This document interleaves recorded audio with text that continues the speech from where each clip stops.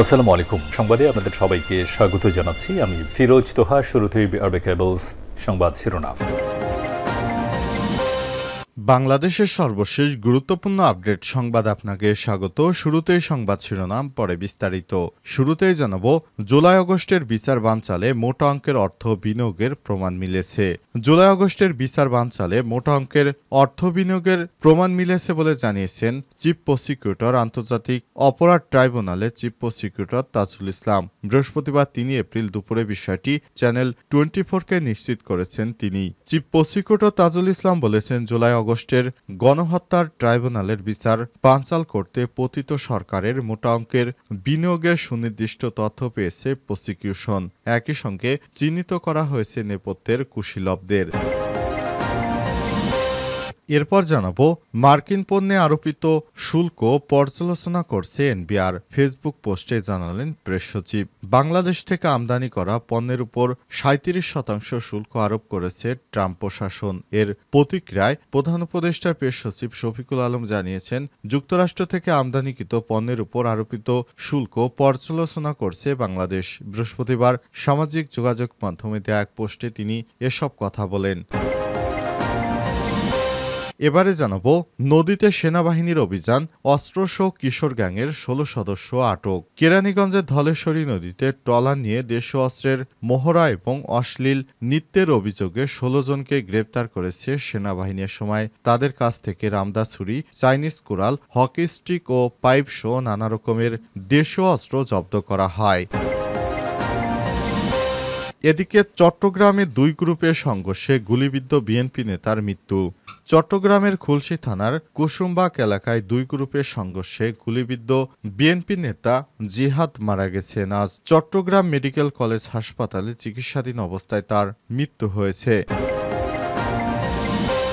এবারে জানাবো, বাংলাদেশি ভেবে এক ভারতীয়কে গুলি করে মারল বিএসএফ। কুড়িগ্রামের ফুলবাড়ী উপজেলার নাওডাঙ্গা ইউনিয়নের গোরখমণ্ডল নামাটারি সীমান্তে বাংলাদেশি ভেবে এক ভারতীয় নাগরিককে গুলি করে হত্যা করেছে বিএসএফ। বৃহস্পতিবার ভোরে এই ঘটনা ঘটে। নিহত জাহানুর ইসলাম ২০, তিনি ভারতীয় নাগরিক। এবং সর্বশেষ জানাবো, গ্রেপ্তারি পরোয়ানা মাথায় নিয়েই হাঙ্গেরি পৌঁছেছেন নেতানিয়াহু। আন্তর্জাতিক আদালতে গ্রেপ্তারি পরোয়ানা মাথায় নিয়েই অবশেষে হাঙ্গেরিতে পৌঁছেছেন ইসরায়েলের পররাষ্ট্রমন্ত্রী বেনিয়াম নেতানিয়াহু। বৃহস্পতিবার ৩ এপ্রিল ভোরে রাজধানীর বিমানবন্দরে নেতানিয়াহুর অবতরণের তথ্য নিশ্চিত করেছে হাঙ্গেরির প্রতিরক্ষামন্ত্রী ক্রিস্টোফ সজালে। খবর আল জাজিরার। প্রিয় দর্শক, এতক্ষণ শুনছিলেন সংবাদ শিরোনাম, এবারে বিস্তারিত। তবে তার আগে বন্ধুরা, অনুরোধ থাকবে সংবাদটিতে একটি লাইক দিন। এই চ্যানেলে আপনি নতুন হয়ে থাকলে আমাদের সংবাদটি দেখতে দেখতে চ্যানেলটি সাবস্ক্রাইব করে রাখুন। কমেন্ট করে বন্ধুরা আপনার মূল্যবান মতামত জানিয়ে দিন আপনি বিশ্বের কোন দেশ থেকে বা বাংলাদেশের কোন স্থান থেকে আমাদের সংবাদটি দেখছেন এবং শুনছেন। এবারে বিস্তারিত। জুলাই আগস্টে বিচার বানচাল করার জন্য মোটা অঙ্কের অর্থ বিনিয়োগের প্রমাণ মিলেছে। জুলাই আগস্টে বিচার বানচালে মোটা অঙ্কের অর্থ বিনিয়োগের প্রমাণ মিলেছে বলে জানিয়েছে চিফ প্রসিকিউটর, আন্তর্জাতিক অপরাধ ট্রাইব্যুনালের চিফ প্রসিকিউটর তাজুল ইসলাম। বৃহস্পতিবার ৩ এপ্রিল দুপুরে বিষয়টি চ্যানেল 24-কে নিশ্চিত করেছেন তিনি। চিফ প্রসিকিউটর তাজুল ইসলাম বলেছেন, জুলাই আগস্টের গণহত্যার ট্রাইব্যুনালের বিচার বানচাল করতে পতিত সরকার মোটা অঙ্কের বিনিয়োগের সুনির্দিষ্ট তথ্য পেয়েছে প্রসিকিউশন।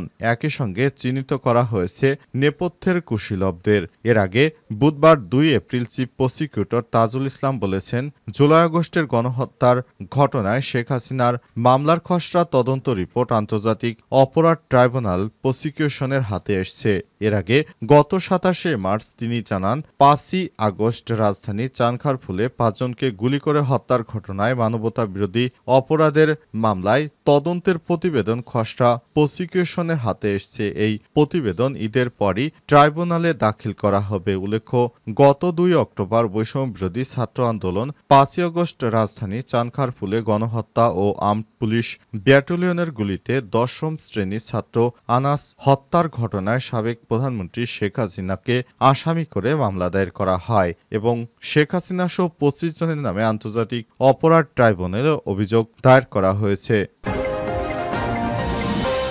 মার্কিন পণ্যে আরোপকৃত শুল্ক পর্যালোচনা করছে এনবিআর। ফেসবুক পোস্টে প্রেস সচিব। বাংলাদেশ থেকে আমদানি করা পণ্যের উপর ৩৭% শুল্ক আরোপ করেছে ট্রাম্প প্রশাসন। এর প্রতিক্রিয়ায় প্রধান উপদেষ্টার প্রেস সচিব শফিকুল আলম জানিয়েছেন, যুক্তরাষ্ট্র থেকে আমদানিকৃত পণ্যের উপর আরোপিত শুল্ক পর্যালোচনা করছে বাংলাদেশ। বৃহস্পতিবার সামাজিক যোগাযোগ মাধ্যমে দেয়া এক পোস্টে তিনি এসব কথা বলেছেন। ফেসবুক পোস্টে তিনি লিখেছেন, জাতীয় রাজস্ব বোর্ড এনবিআর দ্রুততম সময়ে শুল্ক হার যৌক্তিক করার বিভিন্ন বিকল্প খুঁজে বের করবে, যা এই বিষয়টি সমাধানে অত্যন্ত জরুরি। এ সময় তিনি আরও লিখেছেন, যুক্তরাষ্ট্র বাংলাদেশের ঘনিষ্ঠ বন্ধু এবং বাংলাদেশের সবচেয়ে বড় রপ্তানি গন্তব্য। ট্রাম্প প্রশাসন ক্ষমতা গ্রহণের পর থেকে আমরা দুই দেশের মধ্যে বাণিজ্য ও বিনিয়োগ সহযোগিতা বৃদ্ধির জন্য একযোগে কাজ করে আসছি। যুক্তরাষ্ট্র সরকারের সঙ্গে চলমান আলোচনার মাধ্যমে শুল্ক ইস্যু সমাধানের ইতিবাচক অগ্রগতি হবে বলে আশা করছি। এর আগে মার্কিন প্রেসিডেন্ট ডোনাল্ড ট্রাম্পের নতুন রিসিপ্রোক্যাল ট্যারিফ নীতির অংশ হিসেবে বাংলাদেশ থেকে আমদানিকৃত পণ্যের উপর ৩৭% শুল্ক আরোপের ঘোষণা দিয়েছে মার্কিন যুক্তরাষ্ট্র। এরপরই বাংলাদেশ সরকারের পক্ষ থেকে এই বিষয়টি নিশ্চিত করা হয়।